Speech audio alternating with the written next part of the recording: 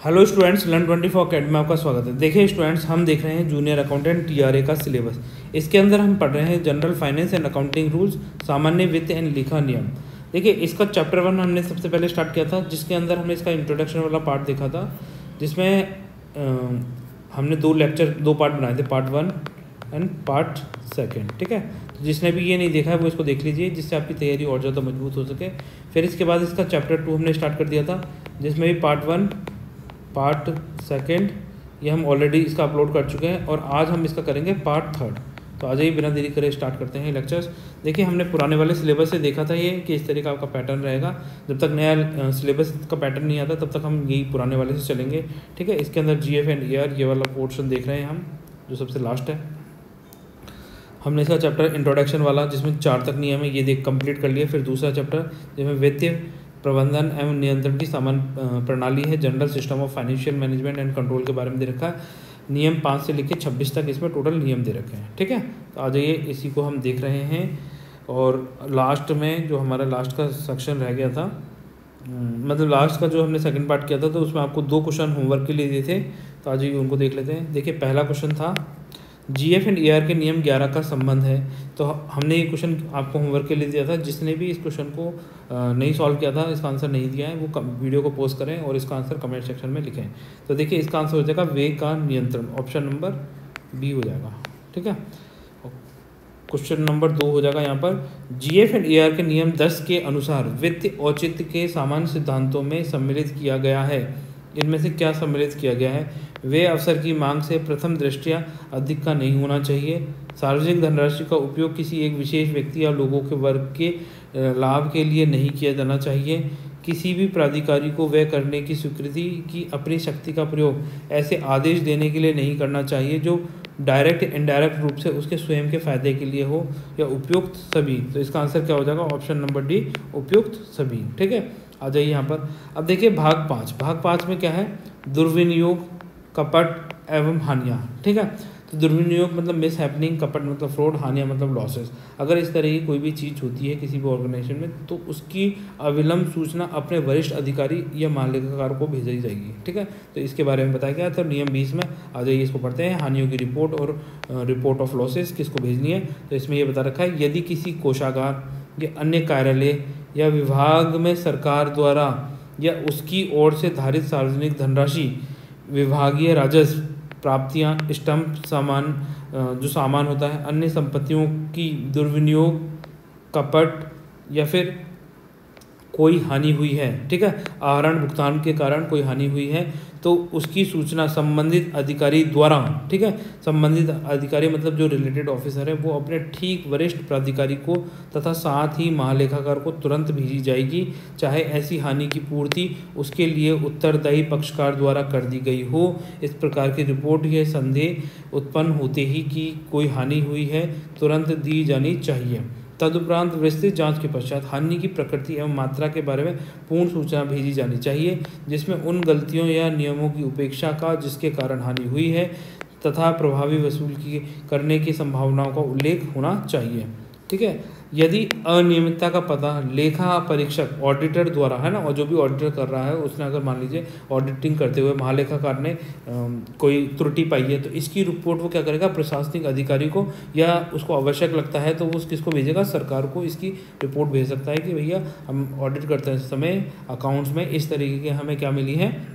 अनियमितता मिली है ना, कुछ एरर्स मिले, तो उनके बारे में जो महालेखाकार है वो मेंशन जरूर करेगा, और प्रशासनिक अधिकारी या फिर सरकार को इसकी सूचना अवश्य भेजी जाएगी। ठीक है, पॉइंट नंबर 3 कह रहा है कोषागार रेमिटेंस। ठीक है, रेमिटेंस के दौरान या फिर कोई कोषागार शेष है, ट्रेजरी बैलेंस है, या कोई सिक्कों, कॉइन्स आदि में कोई रोकड़ हानि के प्रत्येक मामले की सूचना किसको भेजी जाएगी? वित्त विभाग को भेजी जाएगी, फाइनेंस डिपार्टमेंट को भेजी जानी है। ठीक है, अगर पैसे से रिलेटेड कोई भी हानि होती है ना, कैश से रिलेटेड, रोकड़ से रिलेटेड, तो उसकी सूचना किसको भेजी जाएगी? फाइनेंस डिपार्टमेंट को दी जाएगी, एंड वित्त विभाग के निर्देशों के अनुसार ही फिर उस पर कार्रवाई की जाएगी। ये थोड़ा सा ध्यान रखने की वाली बात है। ठीक है, अब देखिए इसमें एक एक्सेप्शंस भी हैं। कौन कौन से? जैसे मान लीजिए राजस्व की हानि के कुछ ऐसे मामले हैं जो राजस्व निर्धारण में गलती के कारण उत्पन्न हुए हैं।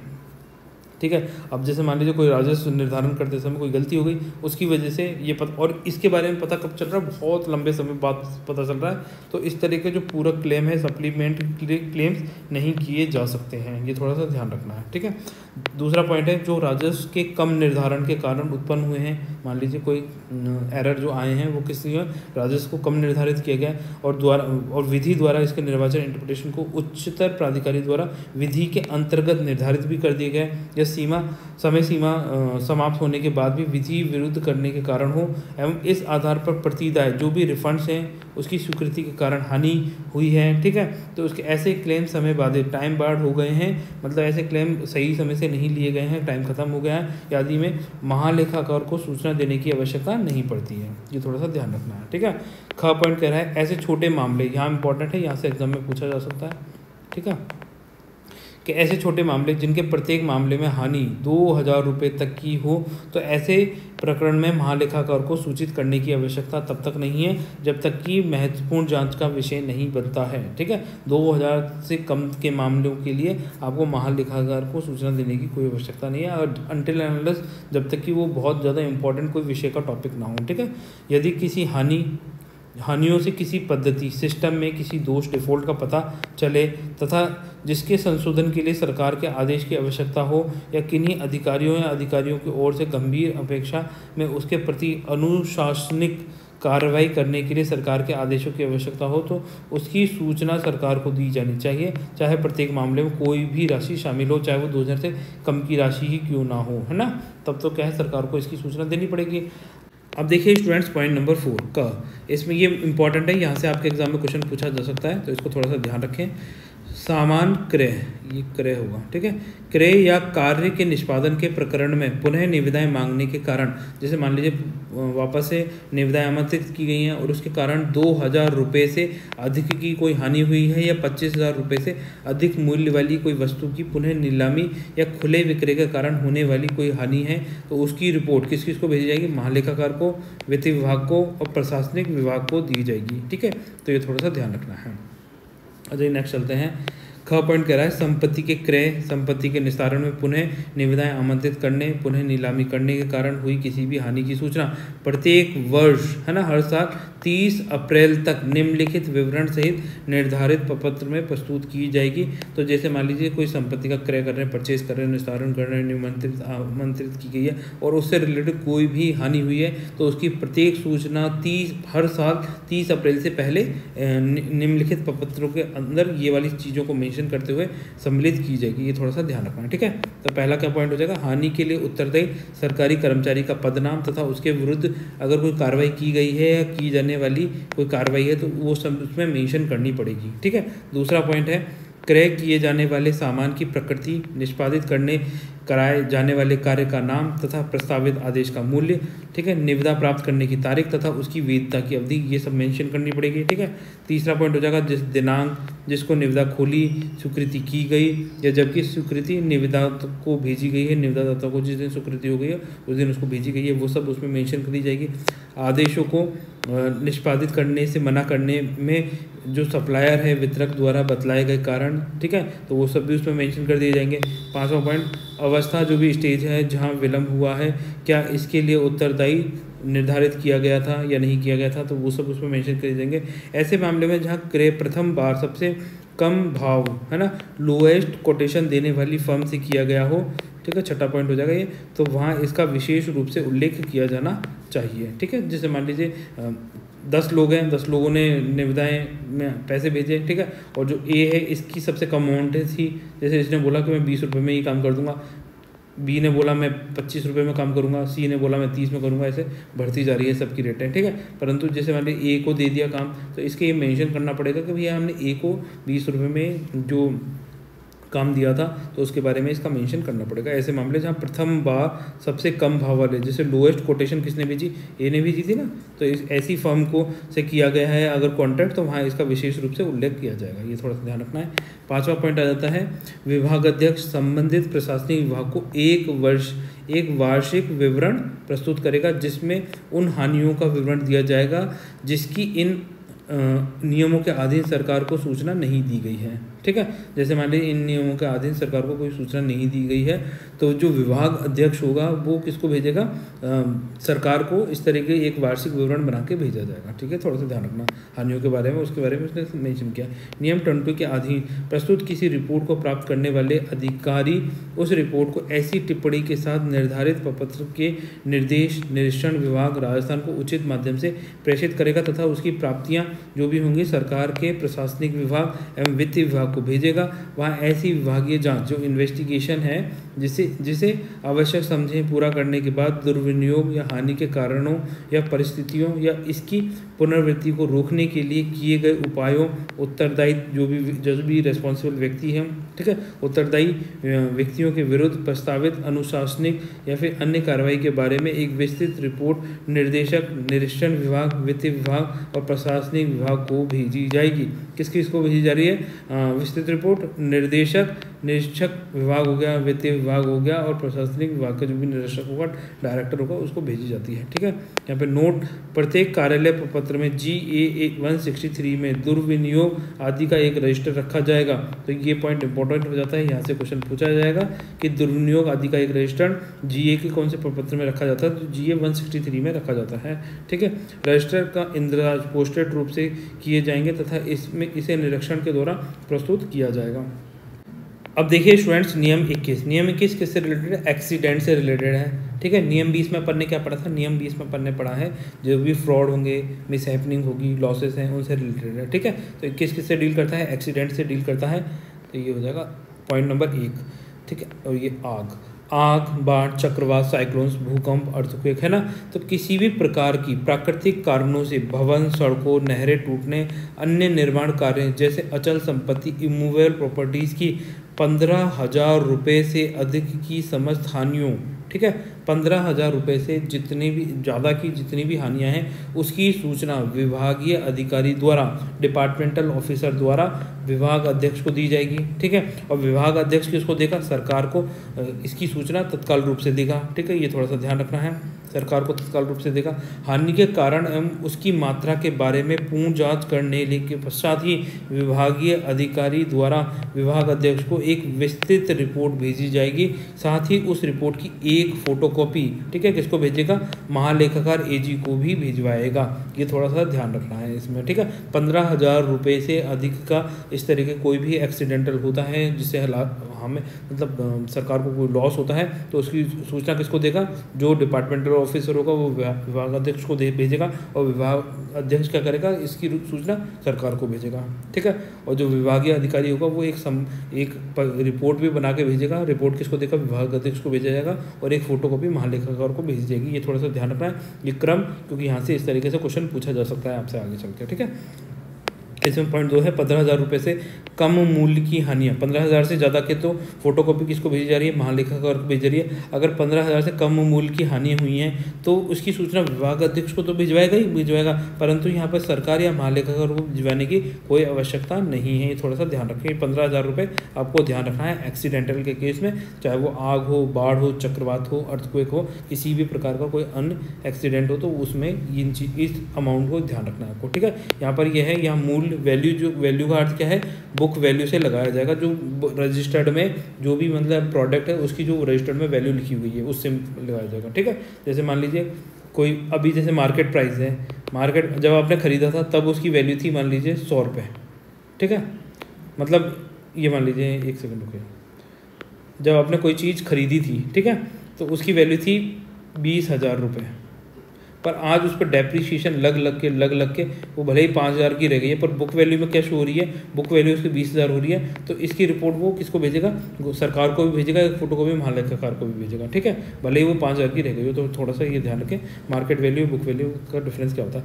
नियम 22 देखिए, नियम 22 क्या है? हानियों आदियों के लिए उत्तरदायित्व, रेस्पॉन्सिबिलिटी फॉर लॉसेस। ठीक है, तो लॉसेस के लिए कौन रेस्पॉन्सिबल होगा? प्रत्येक सरकारी कर्मचारी को पूर्ण एवं स्पष्ट रूप से ये समझ लेना चाहिए कि उसकी ओर से किए गए जितने भी कपट हैं, फ्रॉड है, उसकी उपेक्षा के कारण, मतलब उसने अपने कर्तव्यों का निष्पादन सही तरीके से नहीं किया और उसके इग्नोरेंस के कारण ही इस तरह का फ्रॉड हुआ है, कपट हुआ है। तो सरकार जो भी सरकार को जो भी हानि उठानी पड़ी है उसके लिए उसे व्यक्तिगत रूप से जिम्मेदार ठहराया जाएगा या तथा किसी अन्य सरकारी कर्मचारी की ओर से किए गए कपट या उपेक्षा से होने वाली हानि में भी यदि उसके कार्य या उसके द्वारा की गई उपेक्षा के कारण सहयोग मिलता है तो इसके लिए भी उसे उत्तरदायी ठहराया जा सकता है। ठीक है, ये थोड़ा सा ध्यान रखें।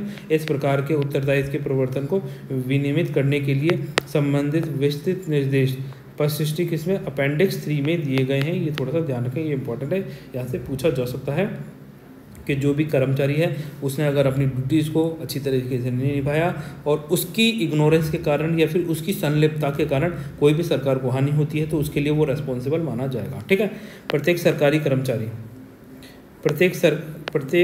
कर्मचारी को यह समझ लेना चाहिए कि लेखों का सही संधारण उसके कर्तव्यों के भाग के रूप में उतना ही महत्वपूर्ण है जितना कि उसका अधिशासी कार्य, जो उसका एग्जीक्यूटिव वर्क होता है। जिस सरकारी कर्मचारी के हाथों से सरकारी धनराशि का लेन देन होता है उसे अपने कर्तव्यों के संबंधित लेखे एवं वित्तीय नियमों की जानकारी होना आवश्यक है तथा ऐसे वित्तीय लेखे नियमों के बारे में पूर्ण जानकारी होने की उससे आशा भी की जाती है। मान लीजिए जो भी अधिकारी है, जो भी ऑफिसर है ना, डेजिग्नेटेड ऑफिसर है, जो फाइनेंस का ट्रांजेक्शन करता है, लेन देन करता है, तो उसे सभी नियम पता होने चाहिए ना। अगर नहीं पता होंगे तो फिर कैसे काम करेगा। ठीक है, तो ये अपेक्षा की जाती है कि उसे सारे नियम पता हों। अब ये नियम 23 देखिए, हानियों आदियों का अपलेखन। ठीक है, राइट ऑफ करना लॉसेस, जो भी लॉसेस हुए हैं अब उनको किस तरीके से राइट ऑफ किया जाएगा। तो नियम 23 में देखते हैं। देखो, किसी सामान या सार्वजनिक धनराशि की ऐसी हानि जो अवसूलनीय हो, है ना। कोई मान लीजिए कोई सामान है या सार्वजनिक धनराशि है जिसे अब वसूला नहीं जा सकता हो और सक्षम प्राधिकारी द्वारा सरकार द्वारा निर्धारित सीमाओं एवं शर्तों के अधीन रहते हुए अंतिम रूप से अपलिखित कर सकेगा। ठीक है, तब वो क्या करना पड़ेगा फिर, जब मान लीजिए कोई पैसा है जिसको, जैसे मान लीजिए कार है, किसी बंदे ने एक कार खरीदी थी। ठीक है, अब ये कार क्या हुई, डिकम्पोज हो गई, जंग लग के ख़राब हो गई। अब इसका पैसा रिकवरी नहीं किया जा सकता। ठीक है, तब क्या करना पड़ेगा, उसको राइट ऑफ ही करना पड़ेगा। एक एग्जांपल दे रहा हूँ। ठीक है, हानि की पद्धतियाँ, सिस्टम में कोई ऐसे दोष प्रकट ना हो जिसको कि संशोधित करने हेतु उच्चतर प्राधिकारी, हायर अथॉरिटीज़ के आदेश अपेक्षित हो। किसी व्यक्तिगत सरकारी कर्मचारी या अन्यों की ओर से कोई भी गंभीर उपेक्षा नहीं की गई हो जिसमें संभवतः अनुशासी कार्रवाई करने में उच्चतर प्राधिकारी के आदेशों की उपेक्षा हो। उपरोक्त आदेश कोषागार में नकद की हानि पर लागू नहीं होते। ऐसी हानियों को प्रत्येक व्यक्तिगत मामले की रिपोर्ट निर्देशक निरीक्षण विभाग को भेजी जाएगी तथा सरकार के लेखों में किसी भी मद को अपलिखित करने से पूर्व उसके लिए विशेष अनुमति प्राप्त की जाएगी। यदि अन्य प्राधिकारियों से संबंधित वसूली हानि के लिए उत्तरदायी व्यक्ति से नकद में, जैसे वेतन में से कटौती करके या फिर अन्यथा प्रकार से की जाती है, तो वसूल की गई समस्त धनराशि संबंधित प्राधिकारी के पास भिजवा दी जाएगी। ठीक है, अब देखिए भाग 6 में क्या है, विभागीय विनियम। इसमें नियम 24 है। ये क्या कहता है, जो समस्त विभागीय नियम होंगे जिसमें वित्तीय प्रकृति के आदेश या निर्देश सम्मिलित हों जिनका महत्वपूर्ण वित्तीय प्रभाव पड़ता हो, तो वित्त विभाग द्वारा या उसकी अनुमति से बनाए जाएंगे। ठीक है, तो जितने भी जो वित्तीय प्रभाव के वित्तीय नियम होंगे वो किसकी अनुमति से बनाए जाएंगे, फाइनेंस डिपार्टमेंट की रिकमेंडेशन से ही इस तरह के निर्देश, जो भी डायरेक्शन दिए जाएंगे या नियम बनाए जाएंगे, वो वित्त विभाग के रिकमेंडेशन से ही बनाए जाते हैं। ये वाली बात कर रहा है। ठीक है, भाग 7 आ जाइए। लेखाधिकारियों आदि के कर्तव्य एवं उत्तरदायी, जो अकाउंटेंट हैं उनकी जो ड्यूटीज़ हैं, उनकी जो रेस्पॉन्सिबिलिटी है उसके बारे में बात करता है। तो नियम 25 में क्या है, जो लेखाधिकारी हैं, जैसे सहायक लेखाधिकारियों या लेखकों या कनिष्ठ लेखाकारों के कर्तव्य उत्तरदायी परिशिष्ट किस में दे रखे हैं, परिशिष्ट 4 व 5 में दे रखे हैं, है ना। 4 और 5 ये थोड़ा सा ध्यान रखें। परिशिष्ट 4 या 5 के अंदर इनके क्या दे रखे हैं, कर्तव्य उत्तरदायी दे रखे हैं लेखाधिकारियों के। ठीक है, जिन्हें विभागीय लेखों के उचित संधारण तथा लेखे एवं अन्य विवरणियां महालेखाकार को भिजवाने के मामले में विभागीय अधिकारियों की सहायता करनी पड़ती है। अब देखिए प्रत्यायोजन, नियम 26। प्रत्यायोजन मतलब ट्रांसफर ऑफ द पावर्स। ठीक है, वित्तीय शक्तियों का विभिन्न प्राधिकारियों को प्रत्यायोजन GF एंड AR के भाग 3 में दिया गया है। ये बहुत ज़्यादा इंपॉर्टेंट है। ठीक है, भाग 3 में क्या दे रखा है, जितना भी जो भी ट्रांसफर ऑफ पावर की बात करी गई है, GF एंड AR के भाग 3 के अंदर प्रत्यायोजित की जा सकती हैं शक्तियाँ। ठीक है, प्रत्येक प्राधिकारी इस भाग में दी गई शक्तियों के अनुसार ही कार्य करेगा। जिस भी डेजिग्नेटेड ऑफिसर है, जो भी शक्तियाँ दी गई हैं उसी बेसिस पे वो कार्य करेगा। जैसे मान लीजिए उसे शक्तियाँ दी गई हैं कि वो 5 लाख रुपए तक के लिए ही क्या कर सकता है, कॉन्ट्रैक्ट कर सकता है, तो उसके ऊपर के कॉन्ट्रैक्ट नहीं कर पाएगा। ठीक है, ये वाली चीज़ें हैं। तो देखिए ये आपका चैप्टर नंबर 2 कंप्लीट हो गया है और जाते जाते कर पढ़ लेते हैं 2 क्वेश्चन। ये क्वेश्चन आपके लिए होमवर्क है और नेक्स्ट लेक्चर में हम इनका आंसर देखेंगे। ठीक है, क्वेश्चन नंबर 1 है 9 है ना। निर्देशक निरीक्षण विभाग को जीएफ एंड एआर के नियमों में जहाँ कहीं उल्लेख हो जोड़ा गया है। ठीक है, तो कहाँ जोड़ा गया है?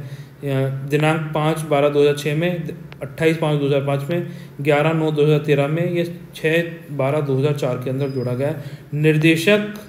निरीक्षण विभाग को जीएफ एंड एआर के नियमों में जहाँ कहीं उल्लेख हो जोड़ा गया है, तो कहाँ जोड़ा गया है बताइए। ठीक है, क्वेश्चन नंबर आग, बाढ़, चक्रवात, भूकंप या किसी अन्य प्राकृतिक कारणों से भवनों, सड़कों, नहरों टूटने, अन्य निर्माण कार्यों जैसे अचल संपत्ति के कितने रूप से अधिक की समस्त हानियों की सूचना विभागीय अधिकारी द्वारा विभागाध्यक्ष को तथा विभागाध्यक्ष द्वारा सरकार को दी जाएगी। ठीक है, तो इसका आपको आंसर कमेंट सेक्शन में लिखना है। ये क्वेश्चन नंबर 2 हो गया आपके लिए, क्वेश्चन नंबर 2। ठीक है, तो इन दोनों क्वेश्चनों का आंसर आपको कमेंट सेक्शन में लिखना है। देखिए, अगर आपको वीडियो पसंद आता है तो वीडियो को लाइक एंड शेयर कर दीजिए, चैनल को सब्सक्राइब कर लीजिए। आपकी कोई क्वेरीज हैं, कोई सजेशन है तो उसके बारे में आप कमेंट सेक्शन में लिख सकते हैं। तो गाइज मिलते हैं नेक्स्ट लेक्चर में, तब तक के लिए बाय। आप सब लोग खुश रहिए।